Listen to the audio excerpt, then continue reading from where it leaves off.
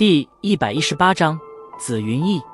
越过一处山沟，萧炎缓缓地走向瀑布之所，目光在四周谨慎地扫了扫，在未曾见到有魔兽出没之后，这才松了一口气。来到陡峭的山壁之所，萧炎在此处细心挑选了好半晌之后，方才选出了一个离地有4-5米距离的山洞，小心地攀着有些湿润滑腻的石头，萧炎宛如一头灵猴一般，快速钻进了事先选好的山洞之中。山洞内部略微有些清凉，不过却其内面积倒还不小，让得萧炎一人居住显然是绰绰有余。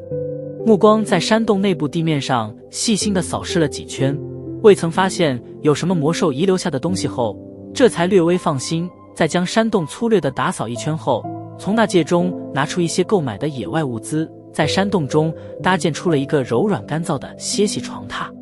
安设好一些必备的生活物资后，萧炎又用巨石把洞口堵得只容一人通过。他将会在这里度过不少的日子，安全问题是最重要的。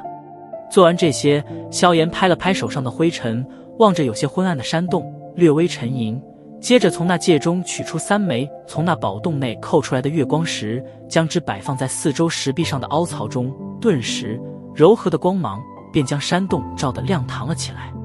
瞧着焕然一新的山洞，萧炎咧嘴笑了笑，一屁股坐在柔软的床榻上，长长的吐了一口气，旋即盘起双腿，双手在身前摆出修炼的手印，缓缓地回复着体内消耗的斗气以及近2日赶路所带来的精神疲惫。随着萧炎的沉寂，他的呼吸也是逐渐的平稳而下，一呼一吸间形成完美的循环，每一次呼吸循环的交替间，一缕缕淡淡的能量气流便会从周身空间中散发而出，最后顺着萧炎的呼吸进入其身体之中，而在经过经脉的炼化后，便被储存到小腹处的气旋之内。安静的修炼中，萧炎心神沉入体内，奇异的内视让得他能清晰地看着体内流淌的斗气。心神穿过几条主干经脉，最后来到小腹处，作为斗气基地的气旋缓缓旋转着出现在了视线之内。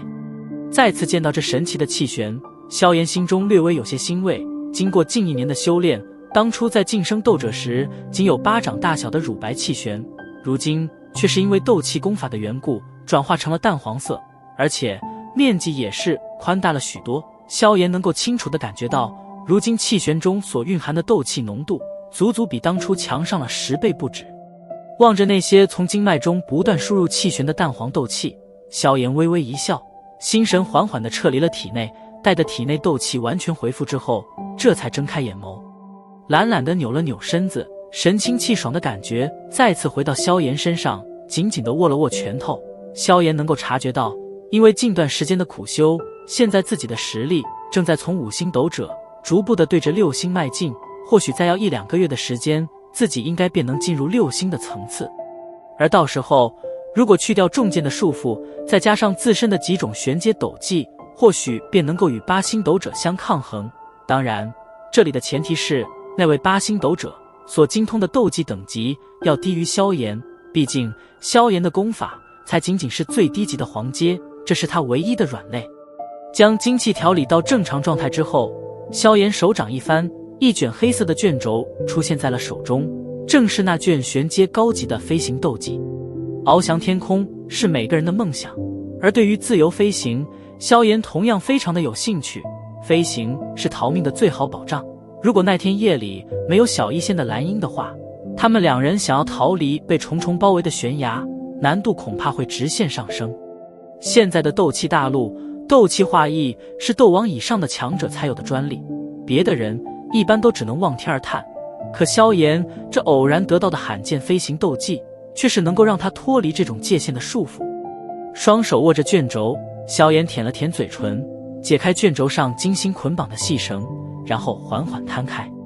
漆黑的卷轴摊开，2只漆黑的有些令人发寒的鹰翼便是陷入了眼中。这对鹰翼因为是被画在卷轴之上，所以形状并不大，不过却隐隐散发着许些热气，看着奇异模样，明显不是一幅简简单单的画像。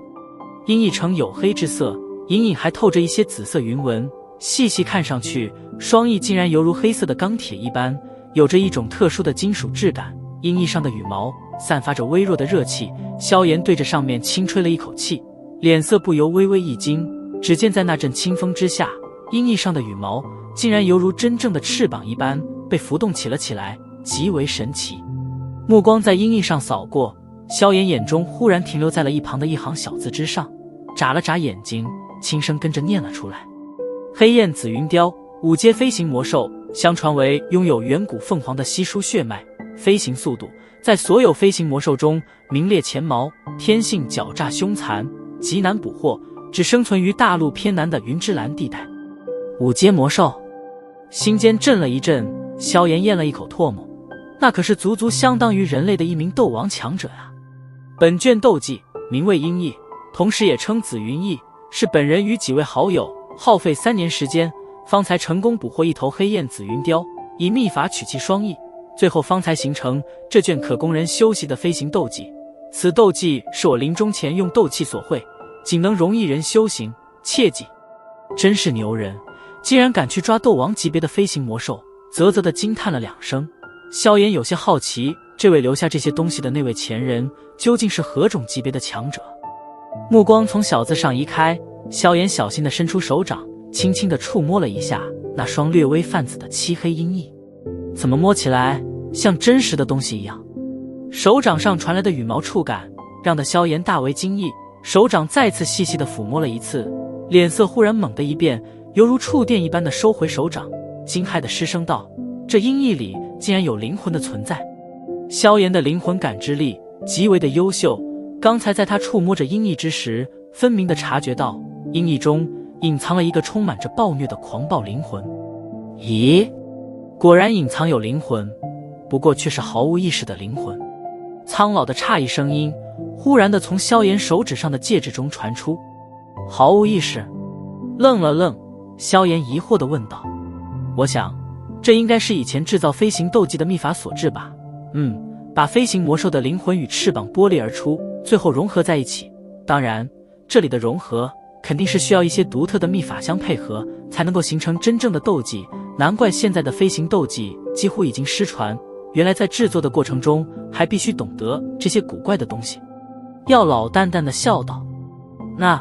修炼这东西应该没啥副作用吧？萧炎有些忐忑地问道：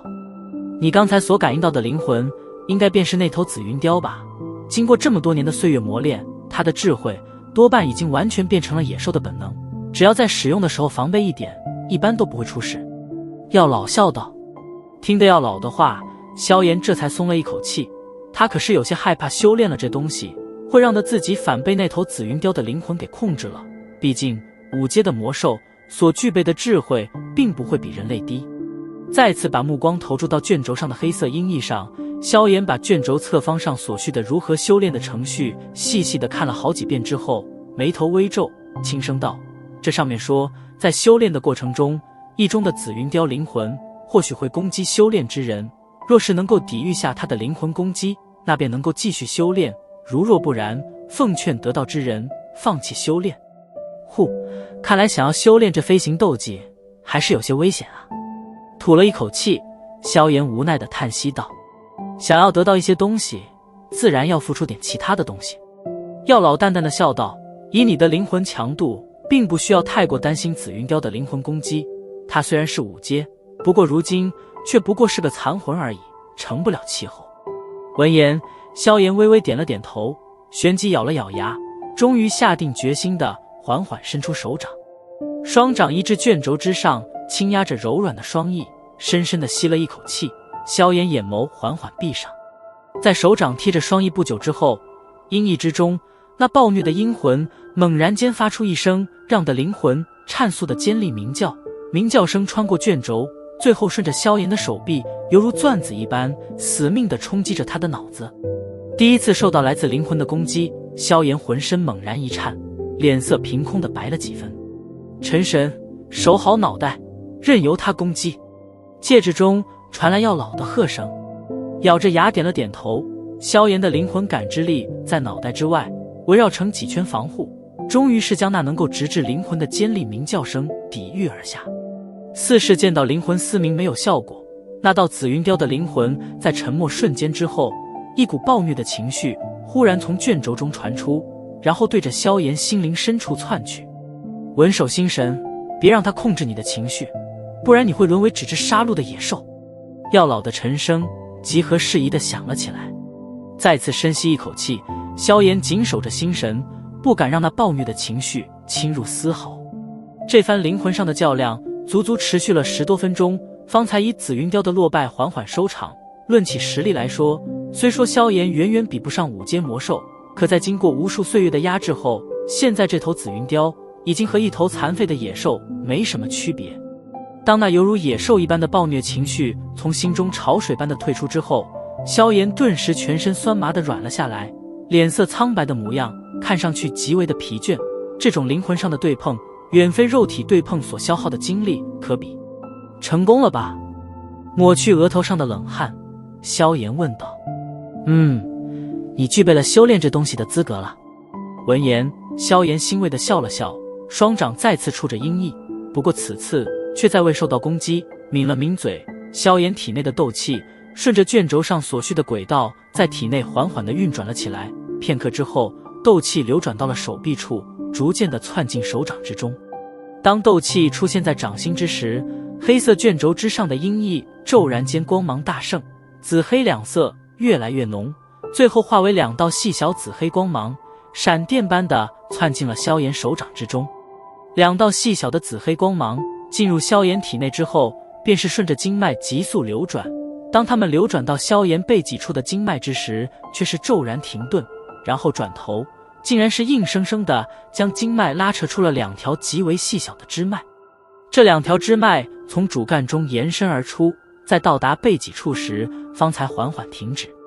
外界本来还在因为阴翳的消失而愣神的萧炎，猛地发出一声凄厉的惨叫，额头之上的汗水顿时滚流而下，拳头紧紧地握在一起，重重地喘着粗气，嘶声骂道：“这鬼东西在搞什么？”